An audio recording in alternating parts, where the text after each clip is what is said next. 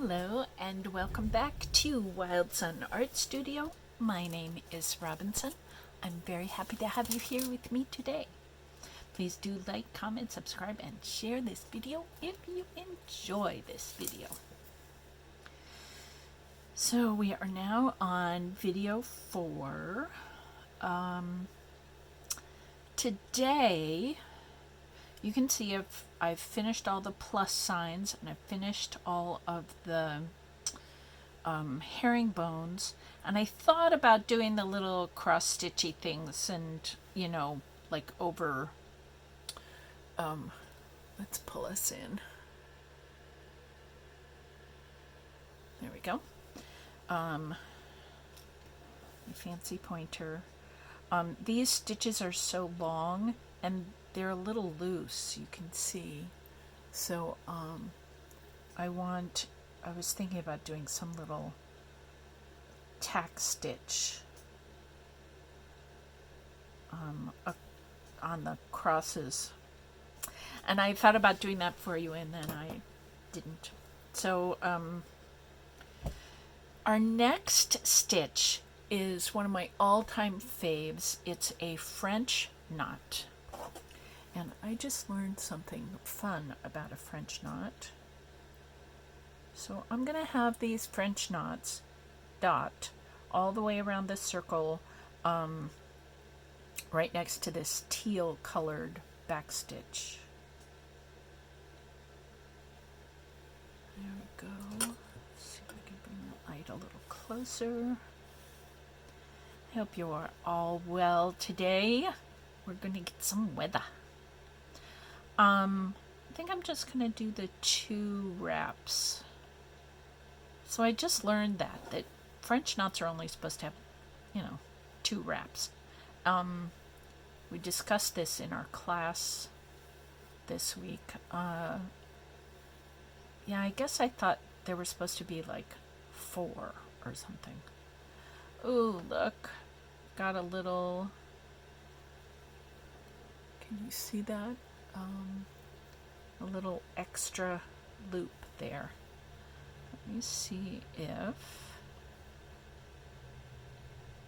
Yes, I think I can pull that.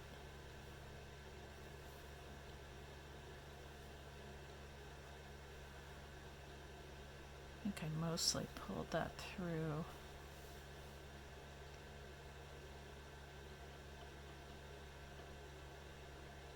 One of these 3 strings.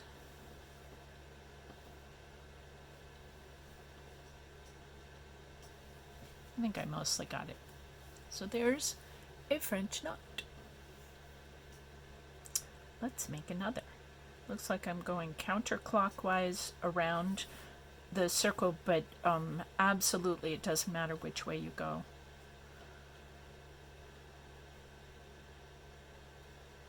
So the thread comes out, right? And I point my needle in the direction that the thread is going out. And then I wrap 1, 2, and then I put the needle back in the fabric very close to where it came out. I'm hoping you can see that.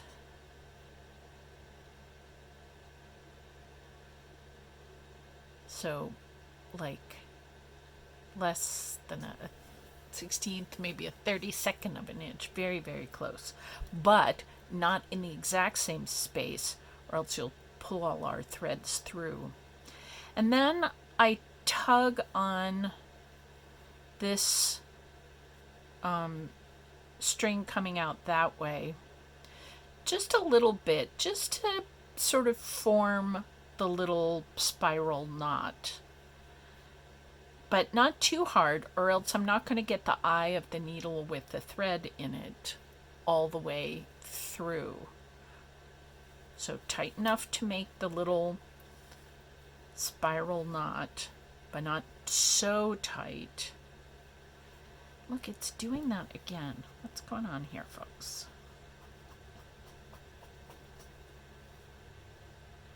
All right. see if I can do this. I'm going to put my thumb against my thumbnail against the my finger with the thread in between, and I'm actually pressing pretty hard. What I'm trying to do is, the thread is obviously in the needle, in the three strands are in the needle in differing amounts of tension. And there, you can see that right there. So by squeezing hard, I'm sort of straightening out. Just leave the needle where it is. Continue to squeeze out. I noticed this when I knotted the thread, that the ends of the thread were not in the same place at the same time. See, there's still that little bubble there. So by running my nail along it, and there we are, it's uneven again. So that should help. Let's try to make some more French knots that are a little more even.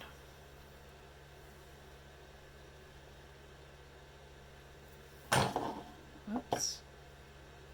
Got that out. Okay. Back to the thread.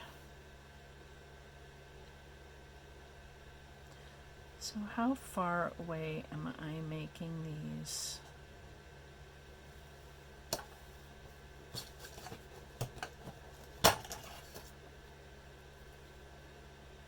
They look to be about 1/4 of an inch away, or 6 or 7 centimeters. Again, this really doesn't matter. This is up to you and your preference. You can make lots of little French knot dots very close together all the way around the circle, and that's fine. Or you can make them far apart, and that's fine too. You can make French knots with a dash in between them, you know, like a one running stitch. Yeah, play. Okay, so we pull the thread out of the hole and get the needle aimed in the exact same direction, and then we go around. That's actually kind of 3, isn't it? It's up to you. But these are the knots you get with that. There we go. And see, we don't have that little extra bubble thing going on. So it was worth taking the time to straighten out the threads in my needle. So pull it away. 1, 2.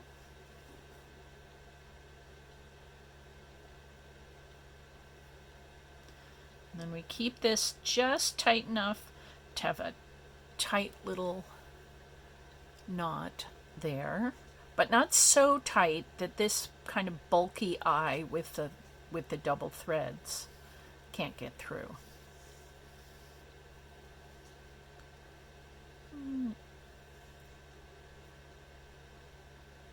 So we get to just keep doing this for a little while.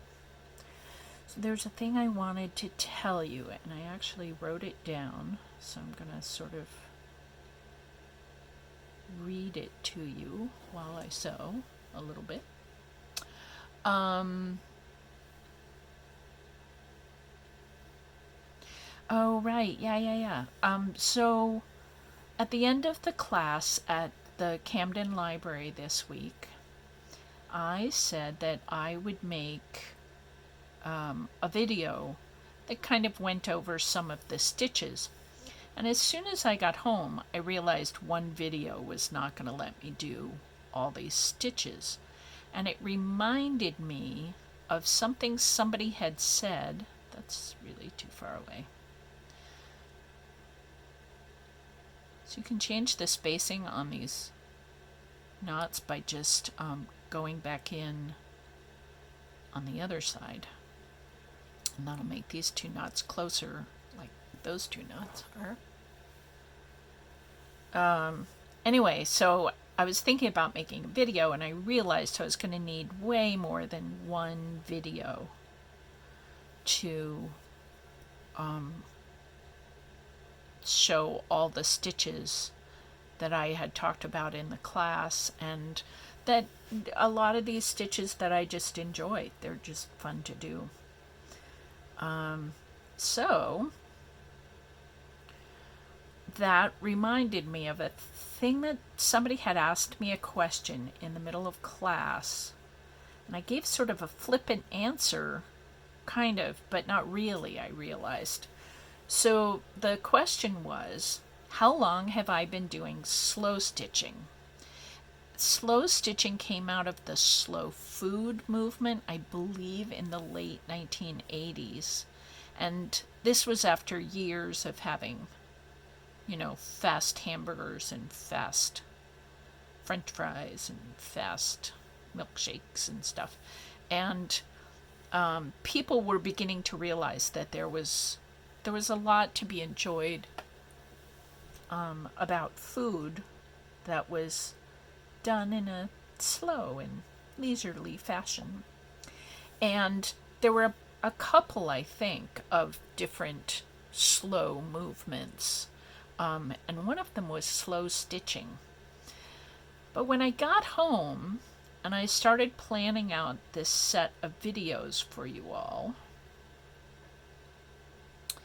I realized that I couldn't do one 30-minute video for you and have that really effectively teach you everything I wanted you to see. So she'd asked how long I had been slow stitching, and I said since I was 4.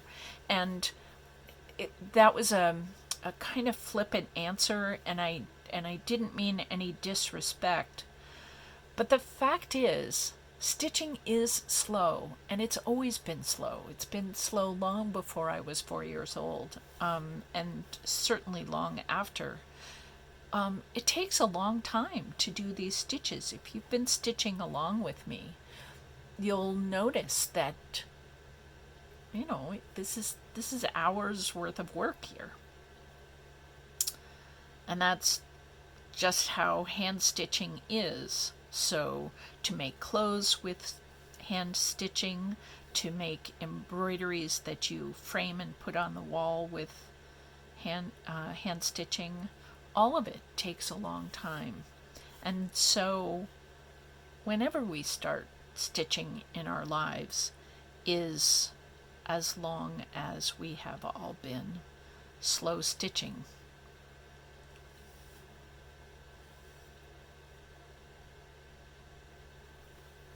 So you kind of see that going. How many minutes are we? 13. I think I'm going to stop sewing the French knot and show you the next row that I had planned. And the next row that I had planned is actually a blanket stitch. And I thought I would, let's see, we want this in pale blue.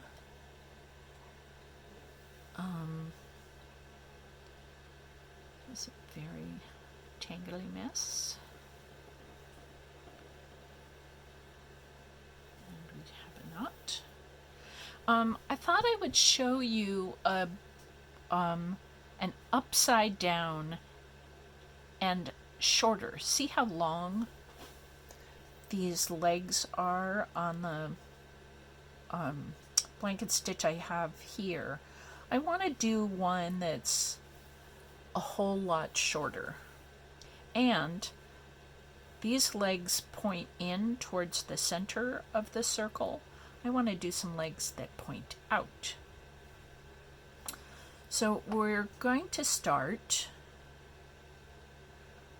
just right above the French knot.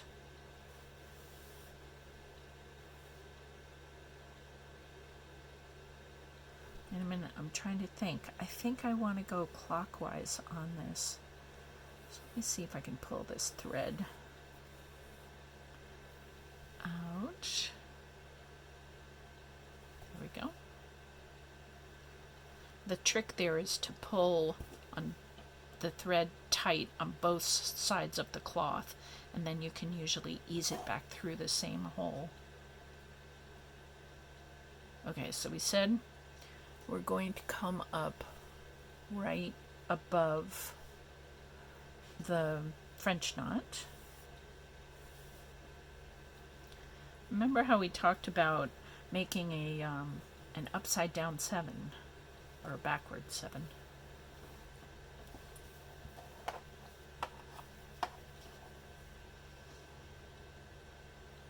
So there's the top of the 7, and here is the shorter leg of that 7.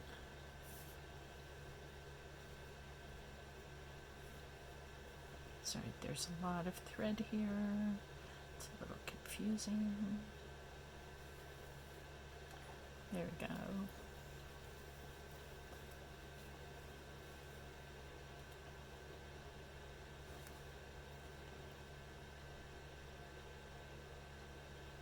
So it's a very short, stubby 7. But I wanted to do it like this. And let's make that a little further away. Although you don't have to. You can make these, the legs of the blanket stitch pretty close together. It's really pretty. It makes a kind of satin stitch where the stitches are right next to each other. And so it has that kind of a look about it. Looks really pretty.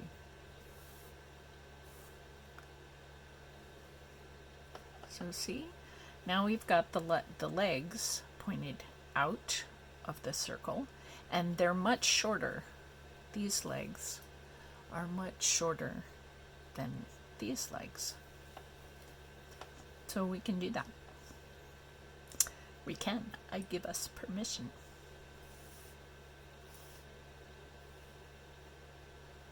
You'll notice the French knot is a pretty slow stitch to do. And this blanket stitch goes a little bit faster. So I hope I finished my thought there about how any hand stitching is slow stitching, and I have been sewing since I was 4 years old. Maybe that's why this feels like home to me, because it's a practice I've had most of my life. My dad, God bless him, I think I offended him with this, although I certainly didn't mean to. My dad was in the Army Air Corps in World War II, and he had a blue jean jacket that was a part of his uniform, and I can't remember why, but for some reason it came out of storage when I was about 14 or 15 years old. And it was sort of the trend back then to embroider jean jackets. And here my dad had this really cool jean jacket that he wore in the military. And there was all this sort of, like embroidering the machinery of war, or the clothing of war, to perhaps help us as a human culture remember that it isn't always necessary to go to war, which, when I was 15, that was a pretty popular concept. And of course, when my dad was in the Army, he was defending our nation, and he was doing an honorable thing. and that's how everybody thought. And all my uncles were in the war with him. The husbands of his sisters and his brother, they were all in the war together. And World War II was sort of the last time the people at home maybe weren't doubting as much. Yeah, so he went off to do a great thing. And I didn't mean to. It was a part of my culture when I was 15 to embroider jackets. And it was a part of his culture when he was 23 to join the war. And so both of us were doing the right thing at the right time. But I think I kind of hurt his feelings, and I'm sorry about that. He, he was a radio guy in the plane. He was really smart, and he learned years later, when we were all kids, he still remembered the what am I trying to say, Morse code, and he could do it, and he would say dit daw, and like he could translate what we were saying into dots and dashes. It was pretty cool. So, Daddy, sorry about that. There we all are in our cultures, in our times. All right, so the third row that I wanted to show you is, and we've been here before too, haven't we? Is a chain stitch. So, sorry, I'm tangling threads over here. So these are all chain stitches. Now, if while we were doing these chain stitches, you said, yeah, I'm not so in love with the chain stitch for any reason, or for any of these stitches, if you want to swap something out for a different stitch that you love better, then you should do that. I totally think that's a great idea.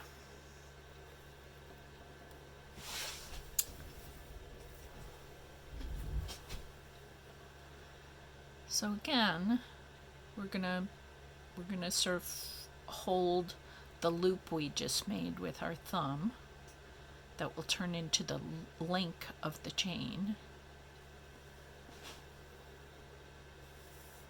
And we'll pull it through. And we've got a little link there.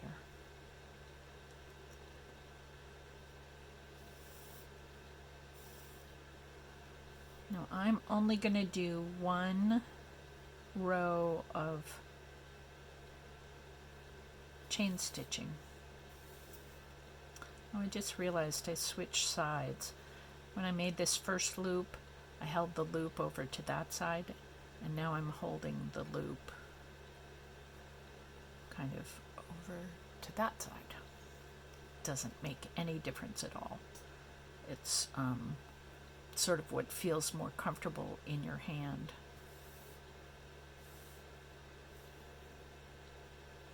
Ta-da!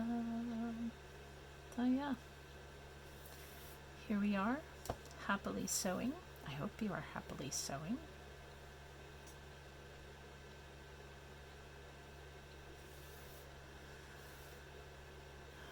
And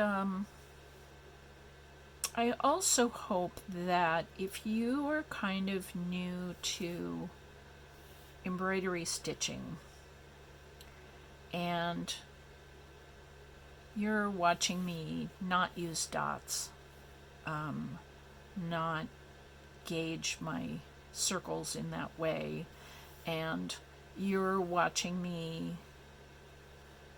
pretty much make even little chain links there and even little blanket stitches, and I really don't want you to feel in any way unhappy about the work that you're doing. I think it's glorious that you are taking time to do this quiet, sweet, potentially colorful work. I find my heart and soul in this place, and I think it's a great idea. I think we should all embroider. Do you know that men in ships used to embroider? There were like sailors' valentines or something. I think I'm talking about back in the 16, 17, 1800s. It was just lovely, quiet work for them to be doing while they were sailing from point A to point B. So this isn't even a women's thing. This can be a people thing.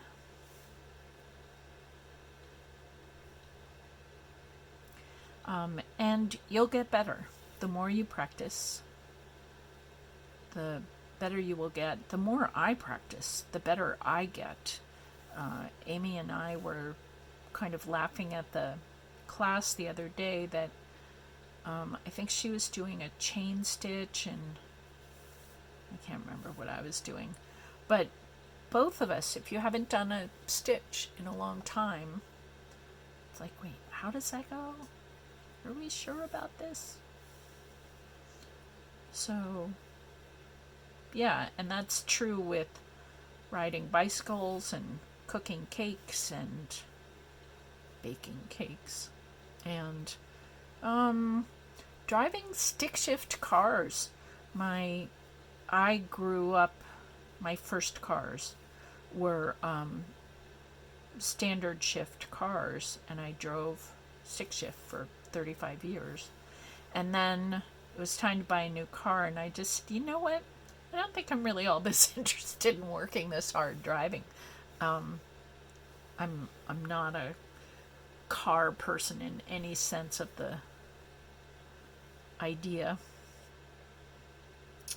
So I bought myself an automatic car, but my kids still had their standard shift cars, and every once in a while I'd have an opportunity to drive one of their cars, and I would have to work very hard at remembering how to do it. So we can be good at a skill like embroidery or driving standard shift for a long time, and yet when we go away from it for a couple of years, we sort of forget where we were.